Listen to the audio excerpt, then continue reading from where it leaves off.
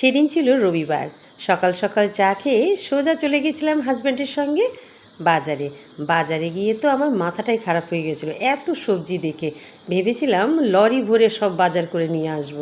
হাজব্যান্ডের একটু বকাবকিতে নিজেকে একটু সামলে নিলাম, কিন্তু ভেবেছিলাম এসেছি যখন বাজার তো ভালোভাবেই করে নিয়ে যাব। দেখুন কি ফ্রেশ সবজিগুলো।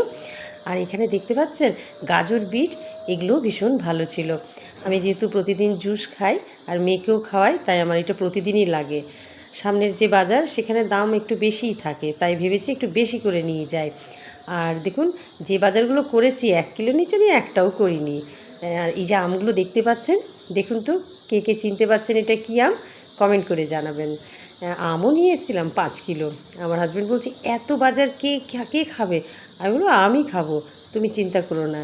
হ্যাঁ, দেখুন লঙ্কাগুলো দেখুন কি সুন্দর, তাই না?